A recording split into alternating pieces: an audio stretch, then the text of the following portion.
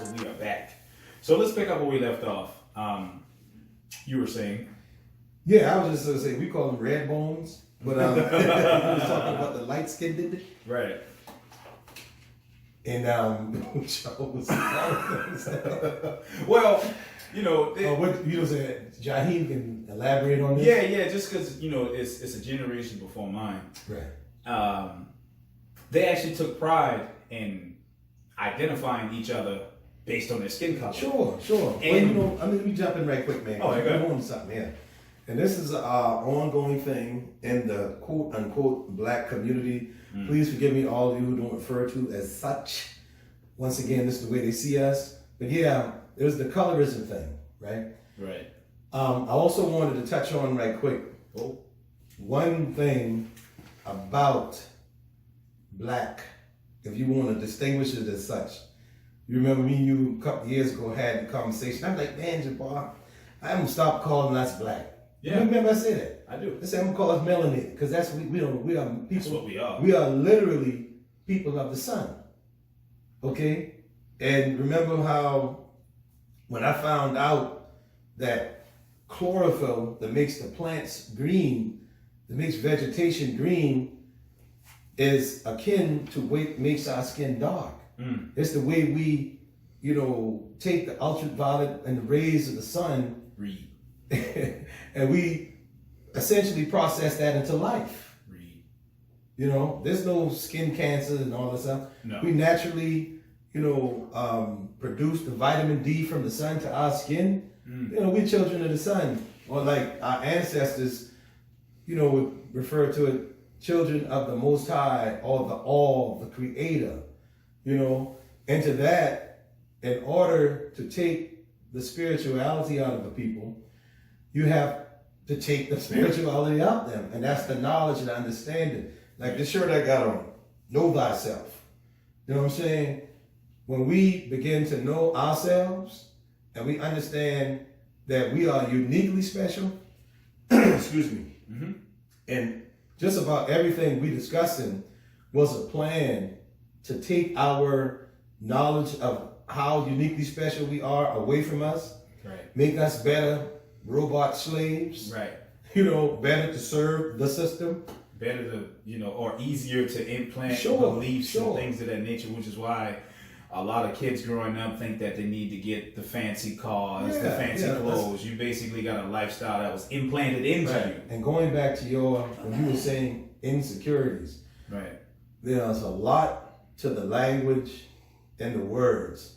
So the root there is secure. Insecurity is not on the end of that spectrum you want to be on, or insecure. You want to be secure. It's within all of us to make ourselves secure.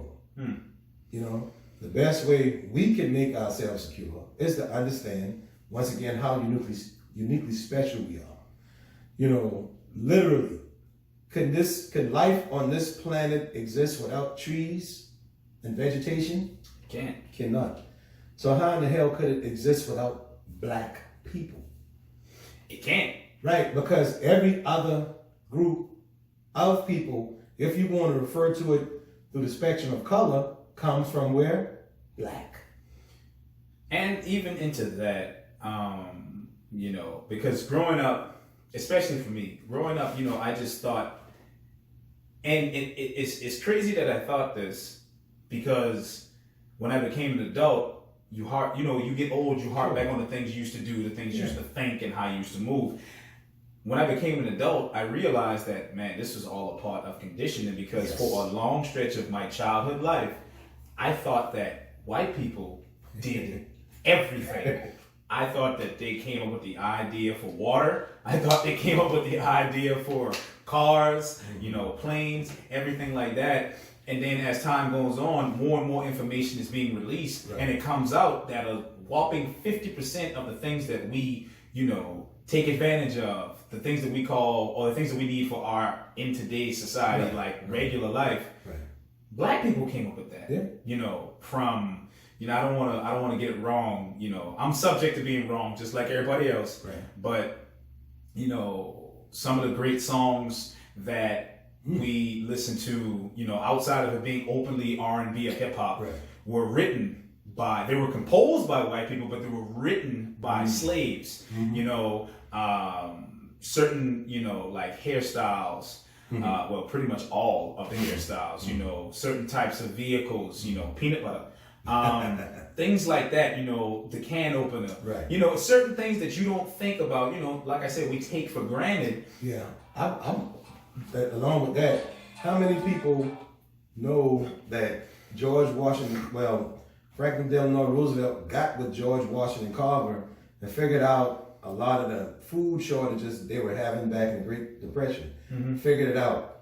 That's when you said peanut butter, that kind of came to mind. Right. You know, people not believe this peanut butter didn't always exist.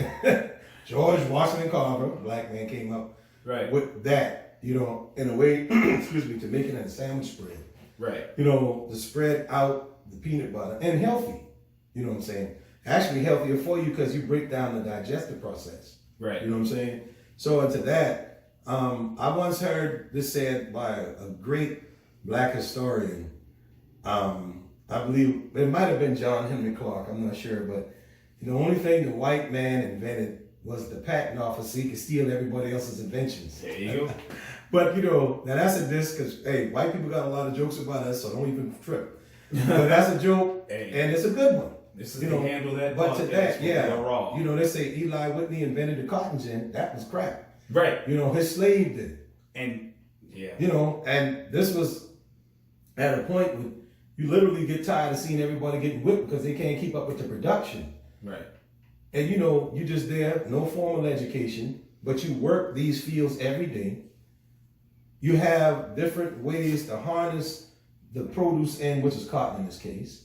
Right. You start thinking of better ways to seed this cotton out and process it faster. Right. You know, allow to work with whatever he had at the time. Right. Came up with what we know as what we have been known as the cotton gin. Right. And a lot of other manufacturing textile type machines came out of that thought process. You know, we're gonna stay on this topic. I you know, doodling on. And we won't get back to light skin. Yeah, we'll get back to it. But while you were talking, I pulled up this link. Now, you know, there's, you know, it's gonna have to be some more research being done. But this is the link I pulled up. It says 18 things you didn't know were invented by black people. Number one, and I'm gonna just rail them off. Number one, the 3-signal traffic light. Oh yes, you know that. The dustpan. Yeah. That's a Man, come on. Street mailbox. Yep. The ironing board. Mm-hmm. Closed circuit television. So CCTV. Yes, sir. The lawnmower. Mechanical clothes dryers. Stop right there. Let's go back. Stop. I mean, I'm gonna let you finish, but Beyonce right had there one of the we're best on. videos of all time. We see a theme there already. Right. And the theme is this was work that black people did in this country for free. Right. And they came up with ways to do it that made it easier and more efficient. Right. Because we were the one doing the manual labor. You know, if white people want to take credit for building this country, what you taking credit for? You taking credit for the adventures of everybody else. That's it.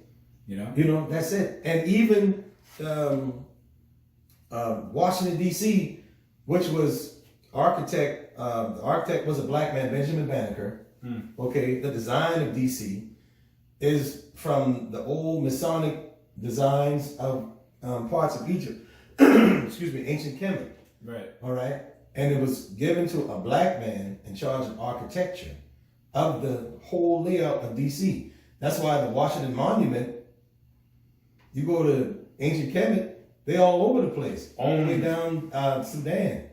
All the way down into the old land of Kush, down to Uganda. You know, because this is coming right out of the spiritual system of our ancestors. Right. And once again, what we living in today has been here before. In concept, facts, not just theory, literally all taken from our ancestors. Right. Right. And I even like with our people who are now getting in touch with our indigenous roots to understand, which I do back that, but understand there has always been a connection to to what we call the motherland. Right. Because the birthplace of all humanity. Right. You know, it's been proven. And the thing is, the exchange from that continent to this continent for thousands of years. Thousands of years. Okay? Thousands, man. Thousands. Don't let these white people hang you up on things. No. Always give credit where credit is due. Right. Right? But once again, I love us finding our roots right here. Right. Because we are rooted here. Okay? But understand, we are a part of Africa too. Right. Now, we're gonna stay on this topic because I only listed 6. Yeah. We're gonna finish. Mechanical clothes dryers, it's another ad. The ice cream scoop. Now, how many times was it a hot summer in the hundreds of degrees and you just needed some of that nice, iced, sugary goodness? But you can't get it because you can't use a spoon because the spoon is just going to bend. You know what I'm saying? We're going to keep going. The gas mask. Now, how important? I didn't know that. How important was now, granted, like I said before, some research is going to have to go on. Right. But how important, rhetorical question, how important was the gas mask in World War I? World War I. World War II? Mustard gas. The Vietnam War. Oh, yeah. Agent Orange and all of these things. So let's keep going. Something you know a lot about, the refrigerated truck. Yeah. Right? The blood bank. Mm-hmm. The super soaker. Now, I knew this one. Yeah. He actually had to go to court. And what's this guy's name? Lonnie Johnson. Yeah. I read up on this.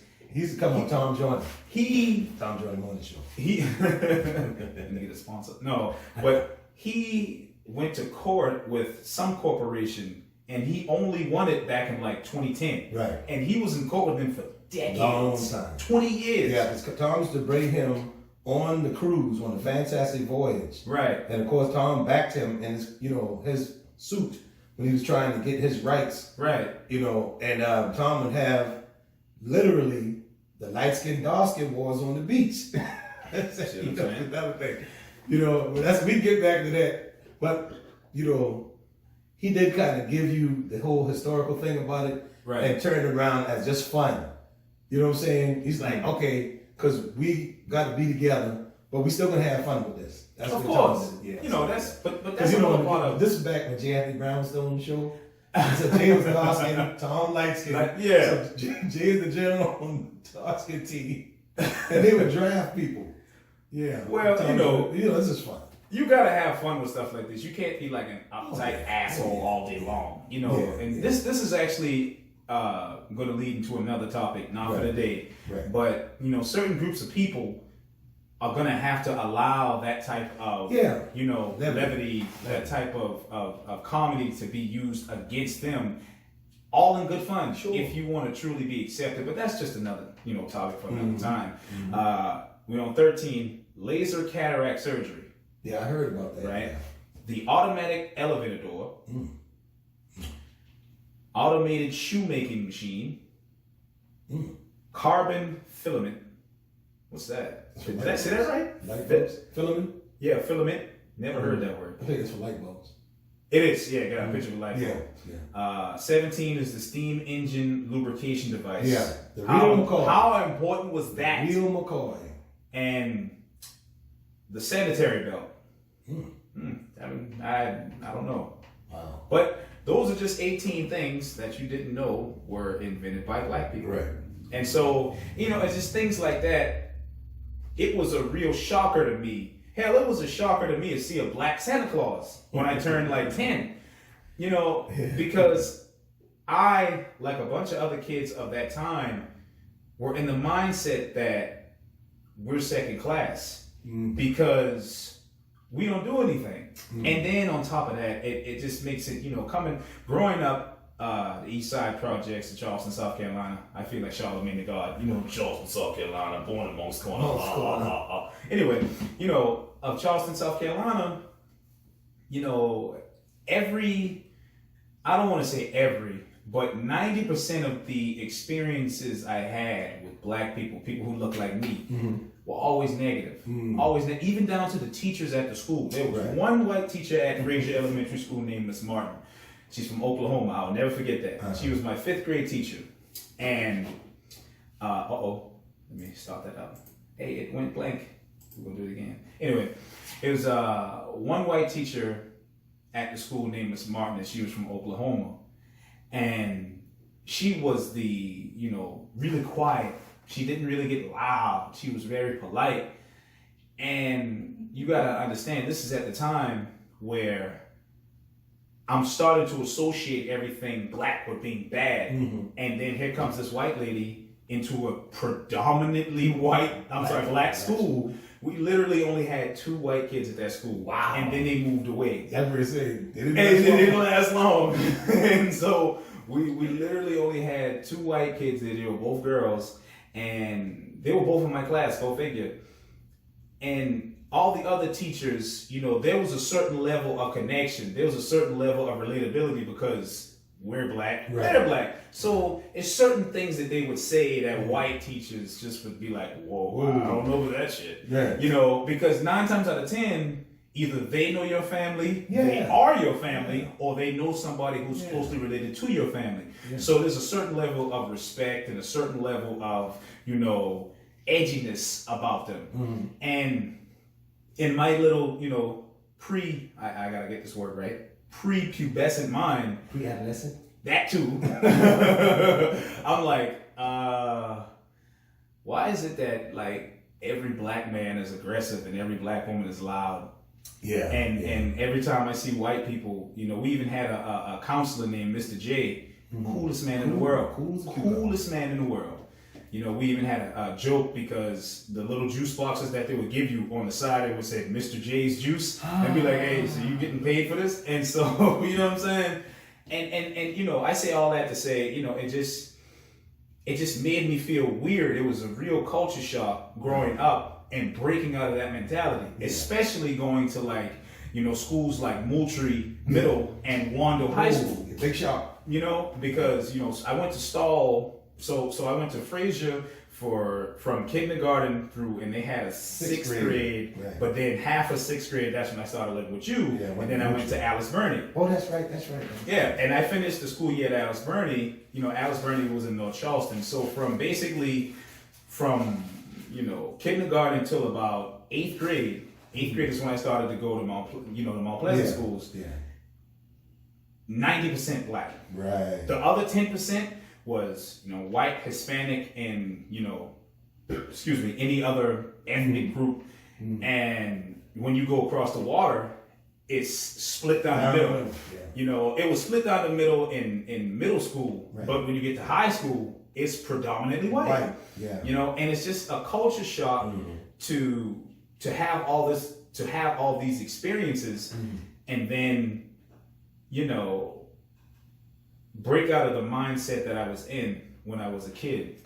And it just really messed me up. And then one of the things I held on to was like, wow, a lot of the cats I grew up with never got this far. Right. And I'm only 16, 17, 18. A lot of cats never got this far. Right. So imagine the mindset they have now. Imagine them having kids and passing that on down to them because they're still kids themselves. Yes. Right?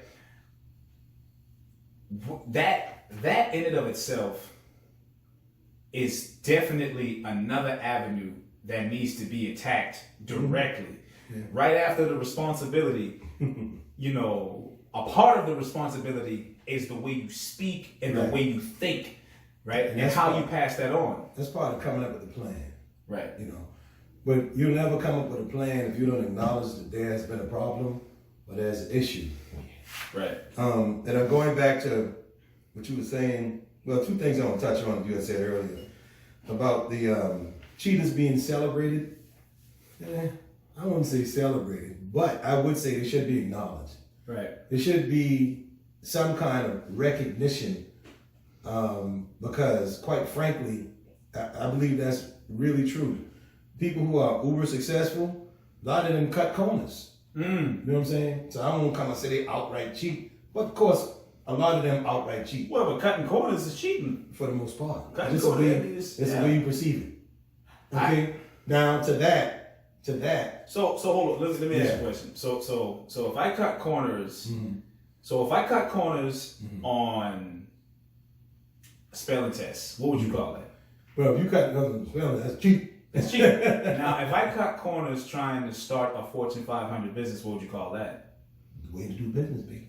It's the same thing. Yeah. I feel it's the same thing because I feel you there. You see what I'm saying? Because, what you're doing in school is basically the same thing you're going to be doing for the rest of your life. What do you told me this as well. You go to school, because you was like, what do you go to school for? And I was like, to learn. And no, that's not. You go to school to be punctual. You go to school to see how you do well with others. Right. And the most important, you go to school to see how well you are following directions.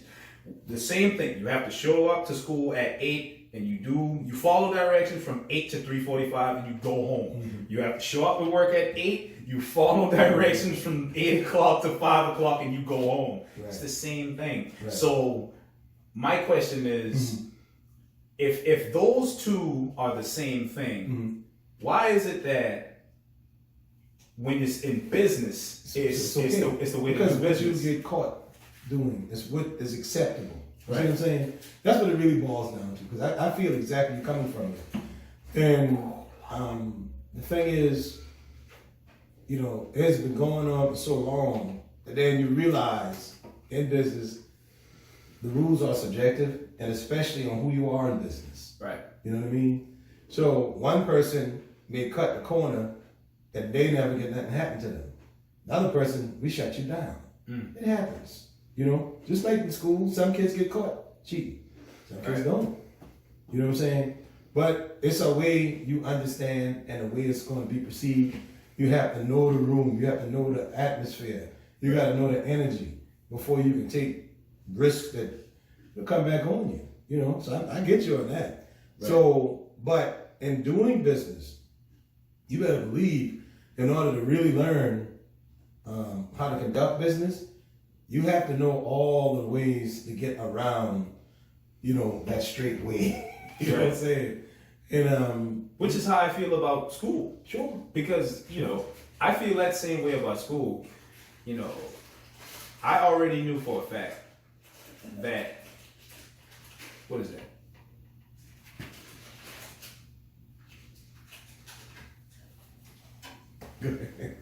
Wow. Anyway, I'm gonna have to cut that out. Anyway, I always felt that